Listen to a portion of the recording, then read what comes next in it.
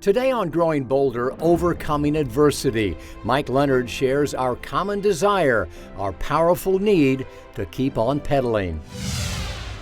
I always think the next stuff I'm going to do is just going to be amazing, because why not? Can facing death lead to a greater appreciation of life? Iconic singer Jon Anderson, formerly of Yes, says yes. Bill Schaefer gets bolder backstage with the Rock and Roll Hall of Famer. These days, life is busier than ever for most women. Many of us are still working, caring for families, managing a household, exercising, and hopefully pursuing a hobby and carving out time for our friends. Hi, I'm Laura Savini, and I'm exhausted just thinking about all that. So here is a reminder about finding time in your busy life for self-care.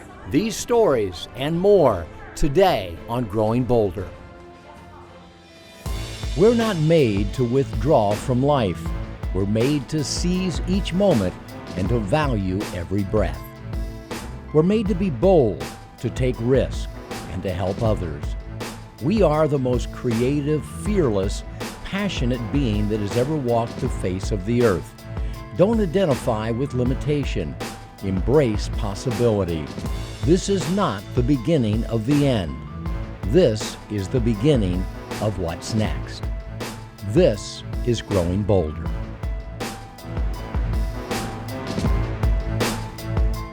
Hi, I'm Mark Middleton. Welcome to Growing Bolder, where life throws us curves and we try to knock it out of the park, or at least try to keep from striking out.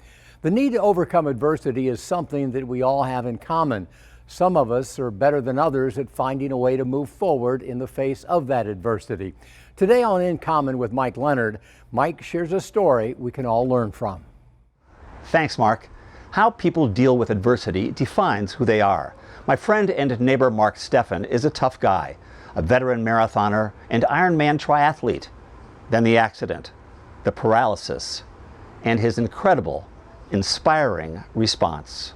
From the San Diego coastline, he headed east, through the mountains and the valleys, the forests and the deserts, on noisy city streets and quiet country roads, sometimes by himself, but more often surrounded by an ever-changing roster of friends and supporters. The destination, St. Augustine, Florida. The distance, 3,129 miles. Every pedal is now a pedal closer to home.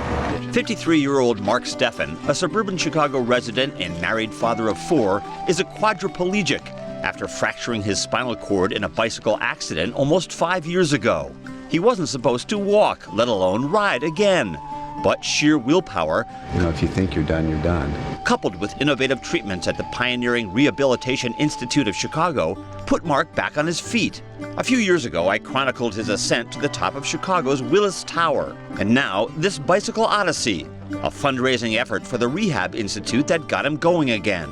A tough, uphill going, weathering all kinds of adversity, including an accident that caused minor injuries and a time-consuming equipment repair. Yet he pressed on, through the challenges, the setbacks, and the constant reminders of how life used to be. But I see you're smiling. Oh yeah, Mike, considering where I came from, look at this. I'm out on a bike ride on a, Tuesday afternoon with a bunch of my buddies. Yeah. That's not all bad. An amazingly positive outlook that astounded Katie Robin Garten, who was hired to document the journey on video. I say to people, it's not just what he's doing, it's how he does it. Lincoln Baker, at Mark's side every mile of the way to map the route, prep the bikes, and help with first aid, was equally inspired. Every single morning, I can't think of one morning he hasn't gotten up and said, it's a beautiful morning. And then there were the people met along the way. In Breaux Bridge, Louisiana, Cajun country, Neil Angel, a longtime acquaintance of mine, recruited his cousin Toby Rodriguez and other family members to treat Mark and his fellow riders to a taste of their culture. A rich French-infused culture set in stone by their ancestors, exiled to the Louisiana swamps 2 centuries ago from what is now the Canadian Maritimes. Who could live in the swamps? What you gonna do, sit and feel sorry for yourself? What good does that do? Nothing. You any personal tragedy or anything of that nature, you have a choice. You either, take what you have and make the best out of it, or you just, give up and surrender. After riding the last mile of the journey with some members of his family, Mark Steffen reached the St. Augustine, Florida finish line after 76 days on the road. His story didn't make a dent on the national news front, which is too bad because it's a classic American tale of courage in the face of adversity, of people helping each other, and in the end, It makes you feel good about the State of the Union. 2.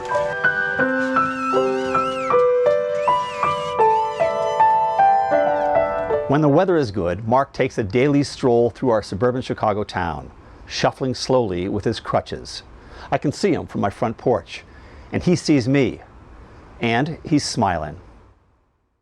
Thanks, Mike. So what can we learn from Mark Steffen, a quadriplegic who needs a full-time caregiver to accomplish even life's simplest task? Well, number one, for me, his story is about the importance of independence and autonomy. What many of us take for granted, Mark had to achieve through a monumental struggle because it meant that much to him. Even the very old who are bedridden or in wheelchairs need to feel like they have some control over their lives. Number two, this story is about the power of shared struggle and the camaraderie that results. Mark didn't do this alone. He couldn't have done it alone. The bond formed through shared struggle is unlike any other. One of the greatest prog rock bands ever is Yes, and a big reason is singer Jon Anderson. Well, you should hear him today. He's 75 and he's as energetic and driven as ever. We caught up with him recording at Solar Studio and talked to him about his feelings for Yes, how being near death changed his outlook on life, and the album he thought he might never finish. Let's get bolder backstage with Jon Anderson. You know what I wanted to start with? Just talk a little bit about why you're here. I think it's all Michael's fault because he got in touch with me about a year ago. He asked me about this project I started 28 years ago. So it was kind of funny that the tapes got put in my garage and I forgot about them because I was on tour with Yes and recording other albums and things like that. To activate the thing into now, I just need to change the violin note. It's you sure?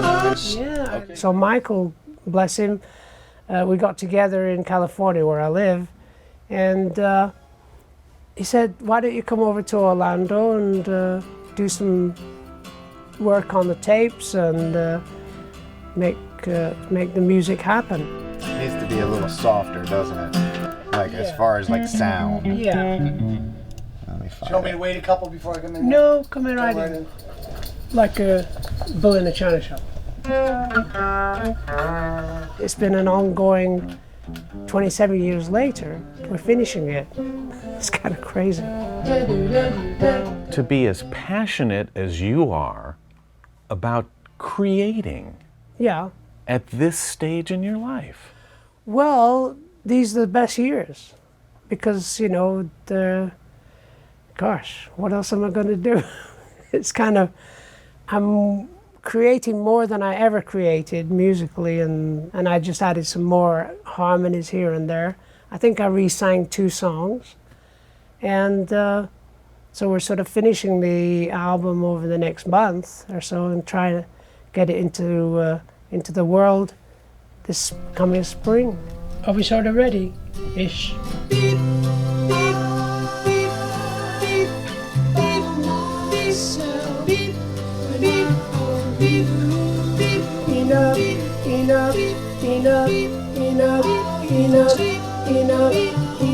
So when you went through your health scare, Yeah.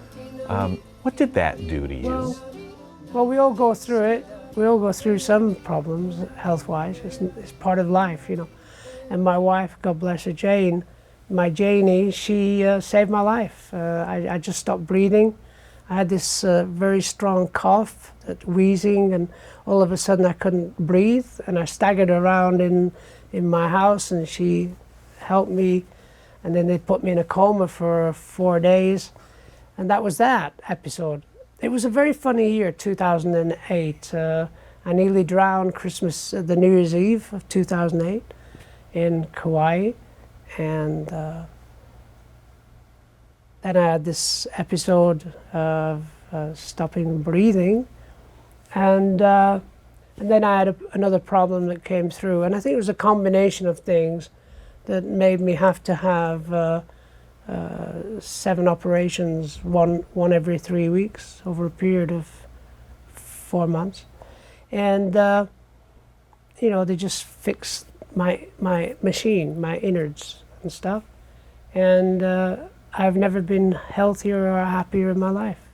I just thought, if I'm able to come out of this alive, and I'll get on with the great work. Because I always think there's great music to create, and there's always great music to be done.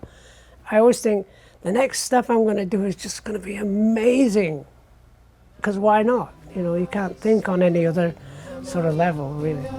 Nama, nama, nama.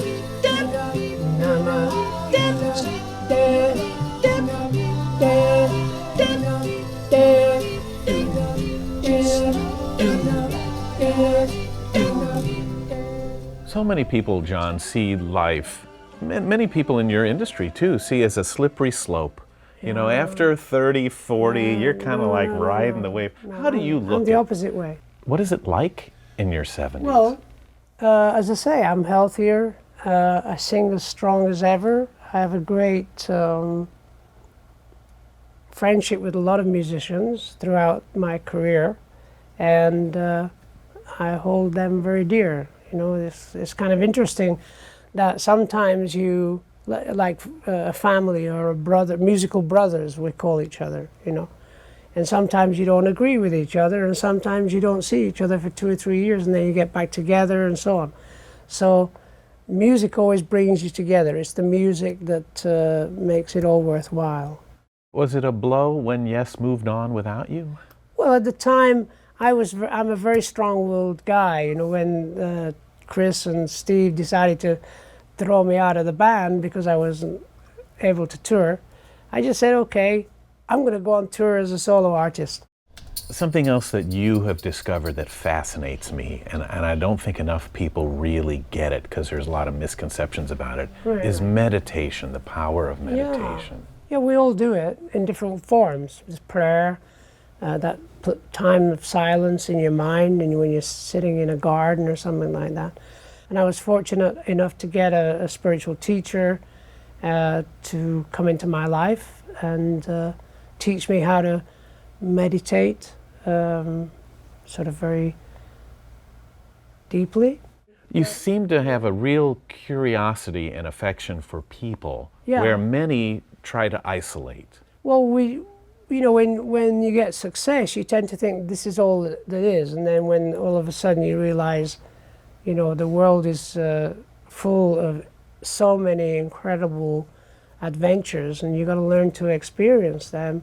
And that's what I started doing probably mid-70s. You know, I just started to wonder why. So not only do you see things like that, which many of us miss, you are able to avoid so many traps that your peers have gone through. Drug addiction. Yeah. You were never in drug issues, were you? Not really. No, I used to, you know, I smoked marijuana, I loved that, and I enjoyed drinking, and then all of a sudden I said, okay, I've had enough of that.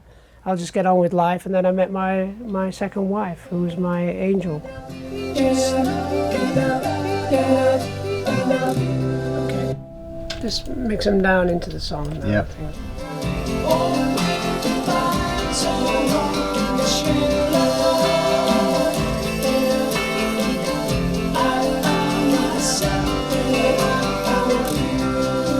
What can we learn about life from what Jon Anderson has seen? It's very simple. We only live for one thing and one thing alone, and that is to find the divine energy within you that is connected to the divine energy that surrounds us. You said something we'll end with that you said at the very beginning. You've done major albums. You've created beautiful. This is the best time of your life. Yeah. I can't start thinking it's not. It is the best time. it's for me more adventurous. I just said I went on the Avatar thing here in Disney World, me and my wife, and it was like, I can't believe I'm flying with the dragons in Pandora. You're not afraid. It was unbelievable. You're not afraid of new things. You're not afraid to take risks. You're not technology is amazing, you know. You're not afraid to fail. No. I've done that many times. And you have a lot more you want to do and a lot more you want to say. A lot. Well, just keep on going. Yeah. Enjoy life. Thank you. He is so uplifting to be around. It's his positive attitude, his continuing search for new adventures, and his desire to keep creating. Did you hear him say that this is the best time of his life? And by the way, that album he was working on is finally out. It's called 1,000 Hands, and it truly is one of his greatest works. More Boulder Backstage stories at growingboulder.com/TV. Now, what would happen if you took control of your life? And I'm talking real control. Like if you decided today's the day you're going to start doing what you want to do. Joe Pyers and Bill White had two totally different ideas of what that would be, but they ended up with the same result, a love for life like they'd never experienced before. Crossing the Mississippi River on the southern tier. Hallelujah, brother. Bill White's dream was to explore America, but like a lot of us, he was stuck in an office, counting down the years to retirement, until he thought, wait a minute, what am I waiting for? Why are any of us waiting? You know, if you want to, you could quit today and you'd figure it out. That's what I did. I walked out at 58, I quit, I didn't retire. You know, I didn't have a big stash of money out there. You know, I got enough money to live on, and that's all I need. I don't have a fancy house, don't have a fancy car, don't have a boat, don't got jet skis, don't have any of that stuff. I got a bicycle and I got my life. So now, instead of waiting for the years to roll on by, he's out there living an adventure. He took control and he's never looked back. There you go, 100 miles. Century ride today for my birthday. I don't want to be sitting there going, well, boy, you know, I wish I would have done this, or man, I shoulda, or I woulda, or I coulda. Well, let's go do it.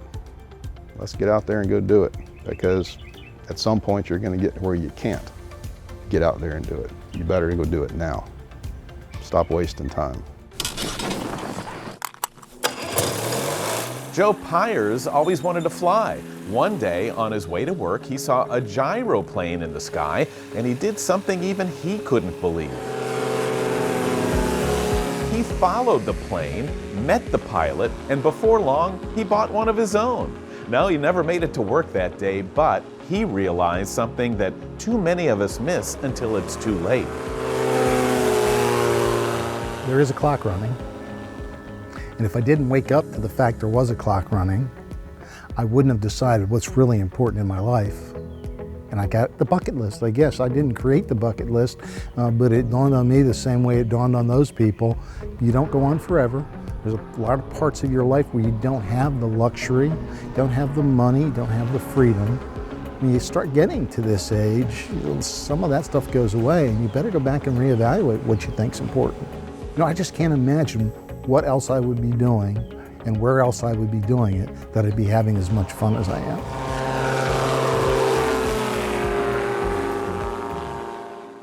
I have to admit that I get more than a little irritated with people saying that 70 is the new 40.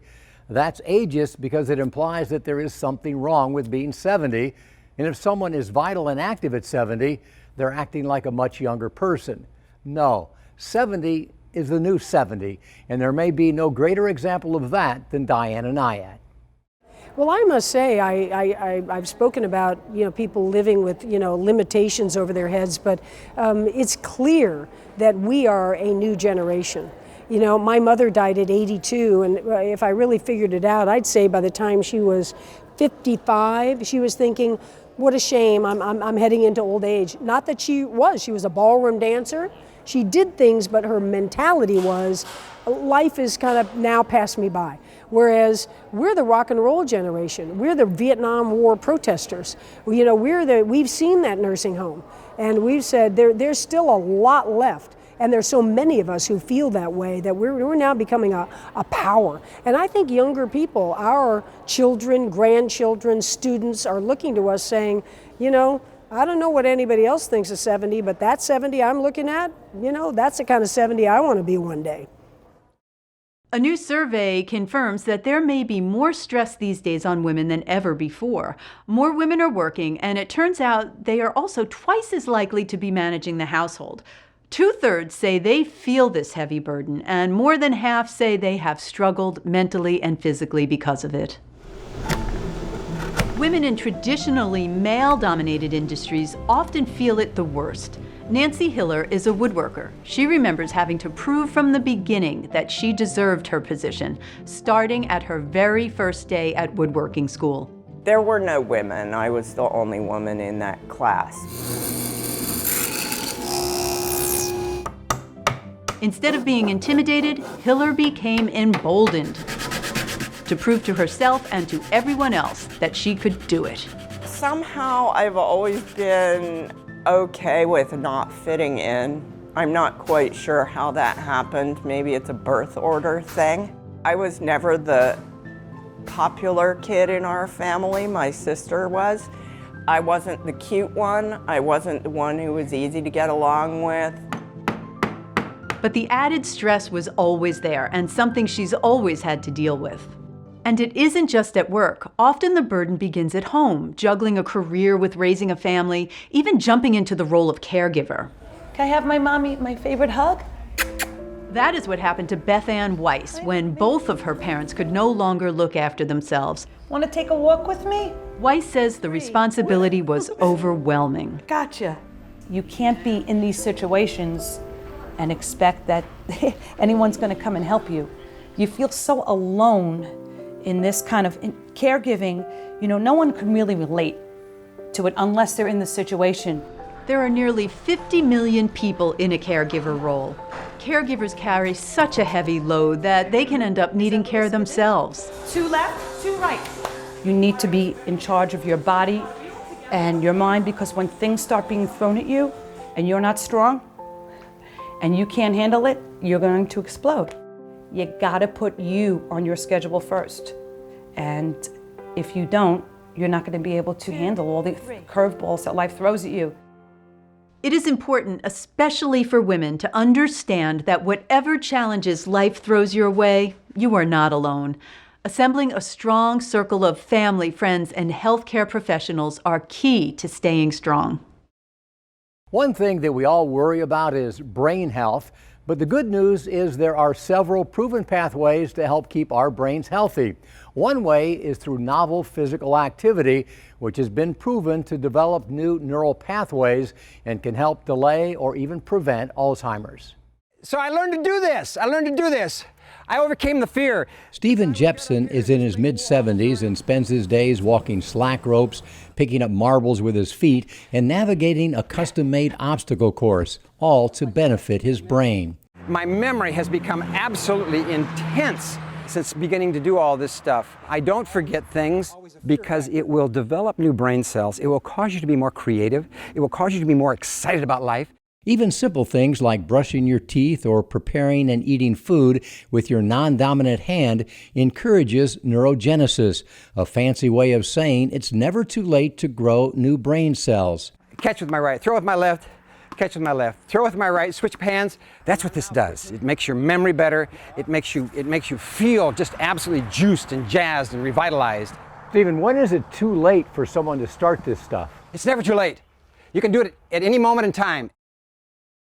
I've worked for decades in an industry in which age is never discussed and certainly never admitted. Everyone wants to be younger because society has us believing that younger is better. Somewhere along the way, the idea that aging is associated with shame and ugliness was hatched. Unfortunately, the concept jumped quickly from the conference rooms on Madison Avenue into the psyche of our society. And it's wrong. People in their 70s and 80s and 90s and even 100s are now working, traveling, painting, dancing, loving, and giving back to their communities. And they're looking pretty damn good doing it, not looking younger doing it. I've decided to never deny or hide my age, and I encourage you to do the same. To deny your age is to deny your life's experience. In master sports, competitors can't wait to age up, to move into an older age group where the opportunities to win will be greater than ever. We need to adopt the same attitude in life. Aging up brings with it new understanding, new perspective, new opportunity to make a difference. We have the power to redefine what it means to age, but before we can change society's mind, we have to change our own. It begins with something as simple as accepting and embracing your age, because that's growing bolder. We'll see you next time.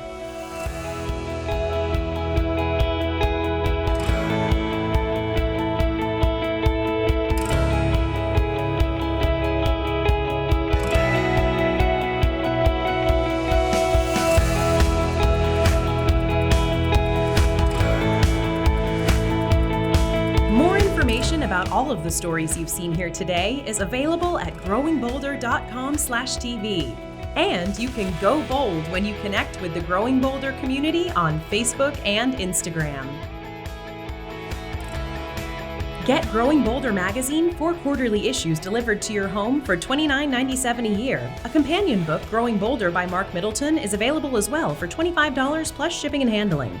Growing Bolder membership includes access to a robust online platform featuring tools, tips, and resources in personal finance, functional fitness, caregiving, brain health, entrepreneurism, and more. Available for $30 for 1 year. Order online at growingbolder.com/TV.